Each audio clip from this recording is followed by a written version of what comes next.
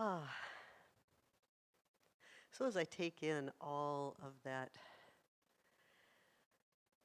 those words, all of the sounds of the beautiful voice of Levon and the music of Brent, and I feel my breath flowing in and out, and I'm aware of the heat that is generated within this room, within my body. And I am reminded of this time, a time where the days are long and the heat and the light is present. And so I acknowledge that presence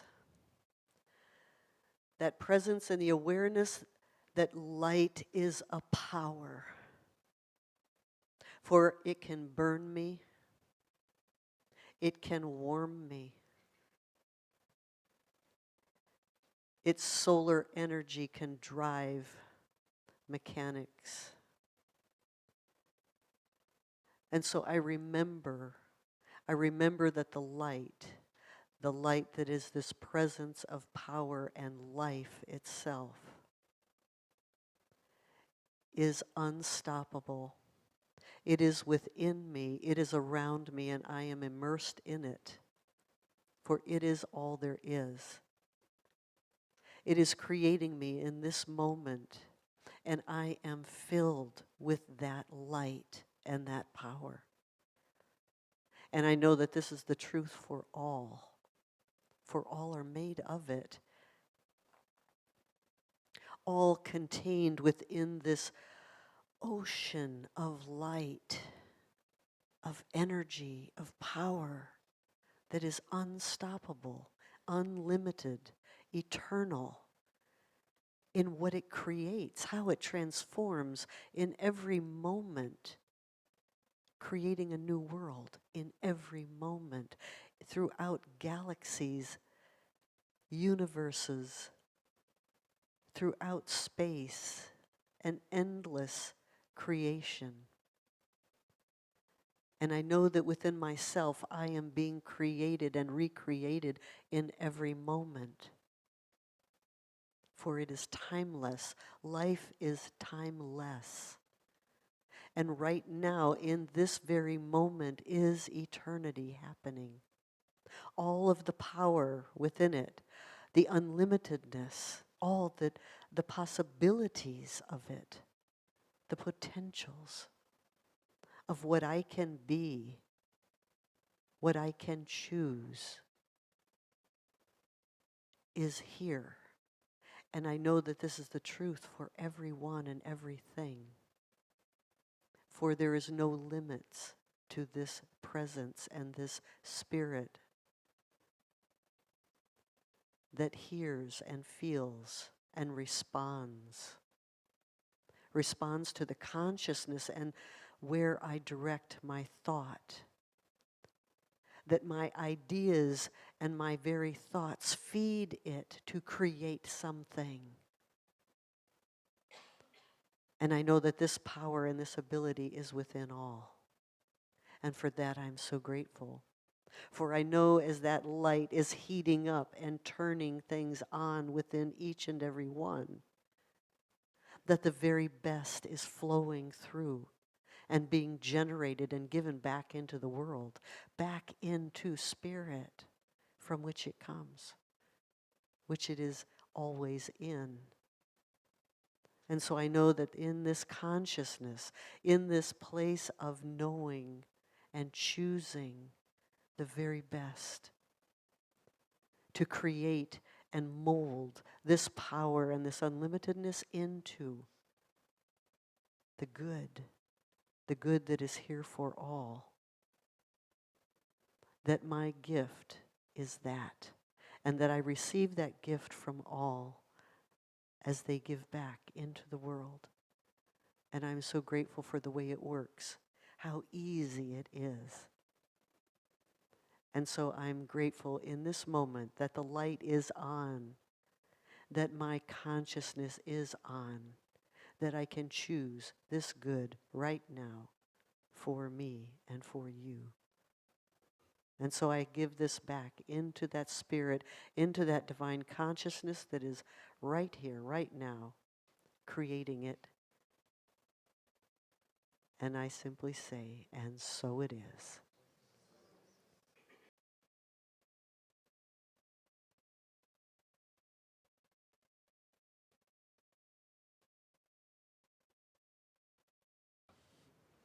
So our talk today is Do What You Want to Do.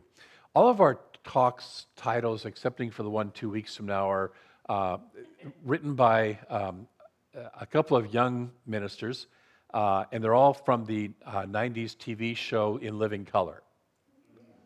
And so this was the words of the theme song for that show. It's the song is actually called In Living Color, but it starts off with "Do What You Want to Do." This is not the mamas and papas version, okay? This is Heavy D, and I forget what the other artist's name was, but it's a lot more. It's a hip hop, early '90s, alternative version. But do what you want to do, and we're exploring this whole month the lightness of being incredible. And the lightness of being incredible is about when I'm being my true incredible self, and you are incredible, each of us is incredible. When we're doing that, it's lighter. We're not feeling so suppressed, repressed, compressed, all those presses, where there's nothing pressing on us. We're allowing ourselves to be the light that we are. And so that's the what we're aiming at this month. So human evolution, human history can be looked at from the viewpoint of a steady expansion of human freedom, a steady breaking free of constrictions both by the outer world, as far as the circumstances, the circumstances of the world, and by control structures within populations, by which I mean power structures, oppressive rulers, oppressive religions, all this stuff. That we're in the process of kind of opening ourselves and breaking ever more free. As Ernest Holmes says, the divine plan is freedom. The divine plan is freedom. So that's our nature. That's your and my nature, is freedom. To be as free as we can be, to be as expressive of our divine nature as we can be. And so this freedom, this nature within us constantly seeks expression and constantly finds ways and means to express through us. It's constantly looking for that. And it does that by overcoming circumstances and by breaking in boundaries imposed by those who would keep us bound by, through fear and guilt and various and sundry ways that still exist today, have you noticed? So our soul, our spirit wants to be. It wants to be what it truly has come here to be. Each of us wants to be. That's our soul calling, what we came here to be. And although generations may pass, our true spiritual nature is constantly seeking and longing for expression. And so, as I said before, so much of human history is about steps towards greater and greater and greater freedom. Greater self, capital S, self-expression in every area of life, and oftentimes in the face of oppression and repression, intense resistance based on old conditioning. But the infinite presence is greater than any of that stuff, yes? Because it is the nature of that presence to be, and so everything else crumbles that tries to resist it over time. And that divine nature will find outlets, and whether it's Moses or Harriet Tubman freeing their people, whether it's Susan B. Anthony from the abomination of bondage, or whether it's Susan B. Anthony or Dr. Martin Luther King Jr. calling for recognition of all people's basic rights to be respected and treated as equals, or Marsha P. Johnson, Harvey Milk, and Billie Jean King, and others calling for the right to love the people that they want to love, that we really, really want to love, all of them tearing down boundaries, societally imposed boundaries that kept people from living the full, authentic lives that Spirit as us was calling to live. The United States itself was founded on this ideal of freedom, of being fully who we are. At the same time, there's a shallow shadow side to the do what you want to do idea, which is activated when what we want to do is not based on true authenticity, but instead upon our whims, upon our conditioned responses, upon our desire to not face the realities of life by medicating or distracting ourselves or going somewhere else. And the same fear, guilt, and greed that fuel repression, so that the person indulging in addictions, whether it's to drugs or alcohol or food or sex or anything else, is coming from the same mindset as the person indulging in racism, sexism, and other forms of hate and discrimination. I'm going to do what I want to do. And it's based on the misunderstood idea of if it feels good, do it. And not understanding the deeper sense of what feel good really means. Feeling authentically good, rather than just what does my ego want to do at the moment. The motivational speaker Dennis Waitley used to talk about the fact that there should be a statue of responsibility over on the West Coast to balance out the Statue of Liberty in New York Harbor. Because eventually, the if it feels good, do it practice produces consequences. That's what we call the law. You know, it produces greater joy and peace if we're living in alignment with our highest and most authentic self, and it creates greater pain and suffering if we're following low-level whims that aren't based on our truth and our spiritual authenticity. So just as repressing our authenticity also has consequences. So if I stop myself from being who I am, the song referred to that, of hiding out in the deep instead of rolling into the deep and finding our roots and freeing ourselves from that. So spiritual teachers throughout the ages have pointed us in this direction to be who we really came here to be. From the Buddha's middle way, which says not too little of this and not too much of this, and the Eightfold Path, which is finding right alignment with who we are here to be, to Jesus' seek first the kingdom of God and all these things shall be added. Where do we go first? The kingdom of God, the within, yes? To our own Ernest Holmes, encouraging us to ask the question, does the thing I wish to do express more life, more happiness, more peace to myself, and at the same time harm no one? Which is a wonderful way to look at that, to ask. So none teach that we should live limited, restrictive lives. No one of our spiritual leaders throughout history has taught that. But all do tell us to listen within and then create from there. In religious science, we have a process that we call visioning. And it's to help us both listen within and become clearer channels for that vision to express through us. Because after all, visions are seeking fulfillment. Visions are seeking fulfillment. They're seeking expression in human form. Creativity is the divine and the human having sex and producing babies. Whether in ways that are officially sanctioned by those that know, calling it art in the very proper sense, or in the arts like parenting, relationships, business, ministry, and life in general, all the other aspects of life that are just as valuable and just as creative as the, quote, officially designated or officially sanctioned ones. The practice of visioning asks three important questions. The first is, what is the vision seeking to come through me? What is the vision that wants to come through me? This month we're dealing with, the book I'm working from is Elizabeth Gilbert's Big Magic. Some of you know Elizabeth Gilbert as the author of Eat, Pray, Love. And she also has written this book on creativity. It's a fabulous book. It's a wonderful read. And she says that the planet is inhabited not only by traditional recognized life forms, animals, plants, etc., but also the planet is inhabited by ideas.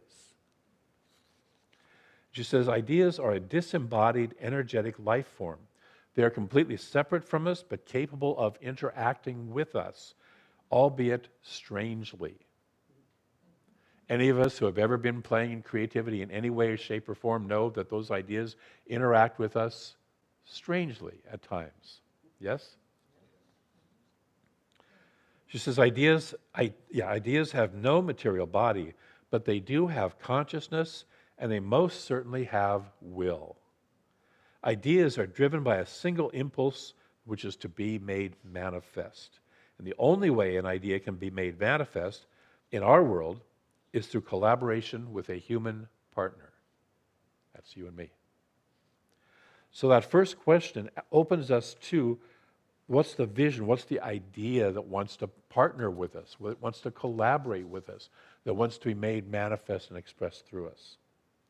The second and third questions of this process are about becoming a conduit through which the vision can manifest, and usually calls us to some form of change. Change. Take a breath. Because if we already were a clear conduit for that idea, guess what? It would already be happening in our lives, yes? So the vision would already be manifesting through us. Those two questions are, first, what must I become for this vision to show up? And secondly, what must I release or let go of to allow this vision to show up? And there's almost always answers to both that we need to take a look at. We often have old beliefs and old conditioning that blocks the flow of this vision. And we must first let that old conditioning go. This is the rolling in the deep. In order to understand that, we have to roll in the deep and we have to let go of what has held us back. And so we have to let that old conditioning go in order to truly do what we want to do at this deep, authentic soul level. Last week I quoted, and I'm going to do it again, from E.E. Cummings, one of my favorite E.E. Cummings, which is to be nobody but yourself in a world which is doing its best day and night to make you like everybody else means to fight the hardest battle which any human being can fight and never stop fighting. And visioning is a tool in this fight. Taking the time to listen within keeps us in touch with our authentic self. So let's play, and I'll say play, with this process for a moment here. We're going to just let whatever comes or doesn't come to come.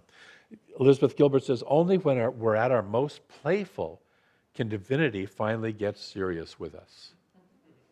Isn't that a great line? Only when we are at our most playful can divinity, and divinity is naturally playful, get really serious with us. So let's take a breath. Let yourself just relax. If you feel comfortable, go ahead and close your eyes. And although this process is called visioning, some people do have a visual, some people have auditory things, some people have kinesthetic feelings in their body. Whatever it is just fine. And if you get nothing, that's fine too. So take a breath and let yourself relax. And imagine that you are floating in a field, an energetic field of infinite love and wisdom.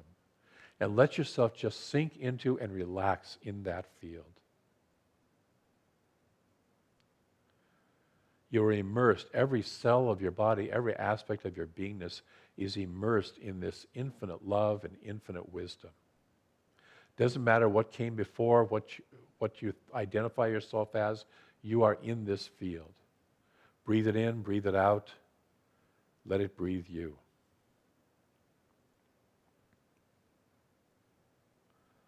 And take a moment to go a little deeper into this field of infinite love, infinite wisdom. Allow yourself to simply be in this field. Nothing to prove, nothing to do. Just at play in this field of love and wisdom.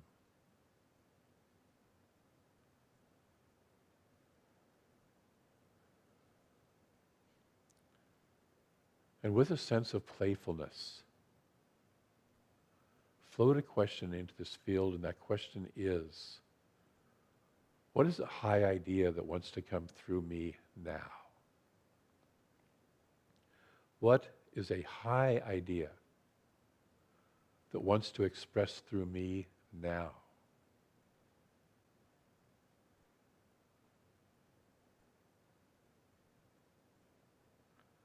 Without editing, just notice what comes up.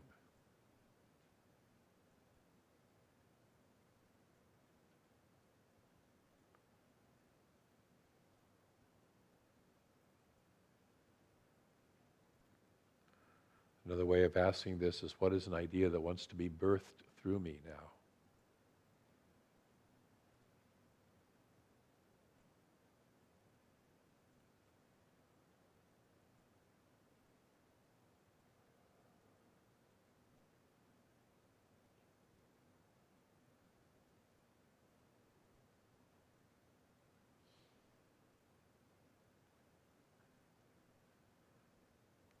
And as you allow whatever wants to come through,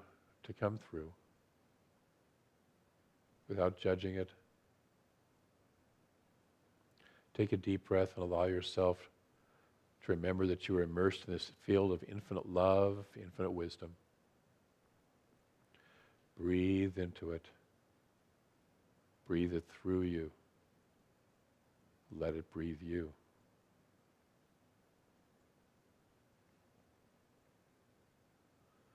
Into this field, ask a second question, and that is, what must I become to allow this vision, this idea, to come through me?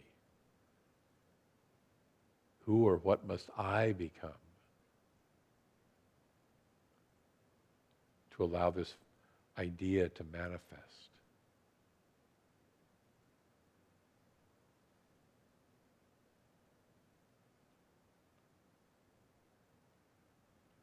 To allow this idea to be birthed through me.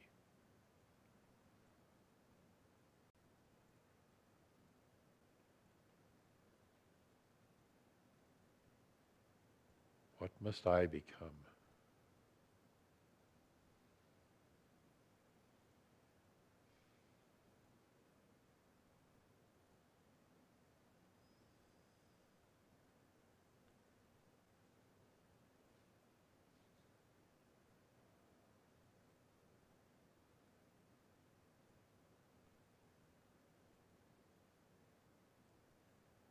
And this question has a counterbalance question to it.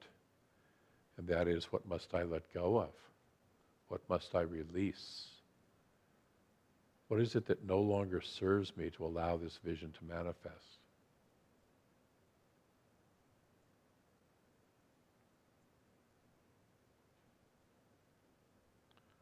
What must I let go of?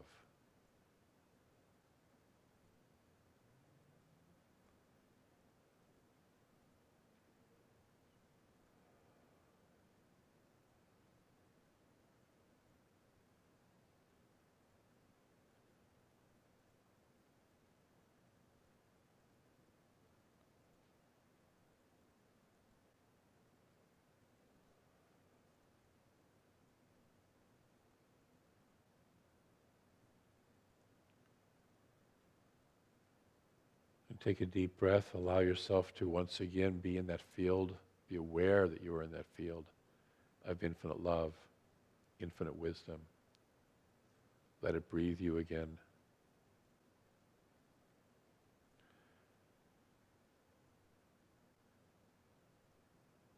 And there's one more aspect about this idea, this vision, and that is simply to say yes. To be in a state of willingness for it to come through. You don't have to figure it out. Just willing to let it find its way through you. And say yes.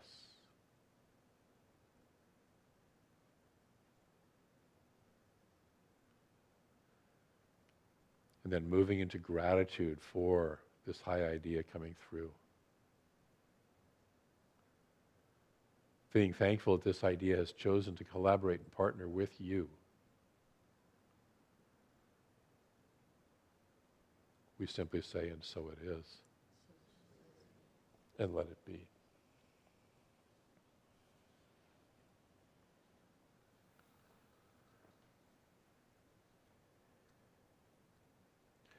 So whatever came or whatever didn't, I'll invite you to take some time to play with this process over the next week.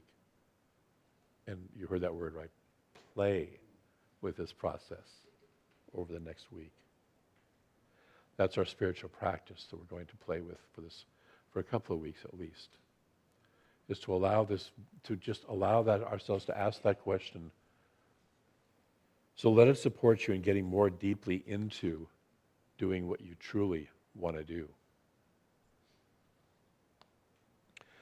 So I want to close with a couple of quotes. The first one is from Roger Teal, who's a retired religious science minister from Mile High Center for Spiritual Living in Denver, from his book called This Life is Joy. And he says, every one of us is born to make manifest the glory of God. And by the way, for anybody who's new, God isn't the big guy in the sky. God is this infinite energy presence, life energy presence. So we're here to make manifest the glory of that infinite presence. The most powerful way to fulfill this high calling is to discover and empower your soul's sincere desire, and to allow this soulful clarity to provide leadership for your choices, intentions, prayers, and actions. And the final quote comes from Elizabeth Gilbert again from the book Big Magic. The treasures that are hidden inside you are hoping that you will say yes. The treasures that are hidden inside you are hoping you will say yes. And so we have an affirmation. Say this with me.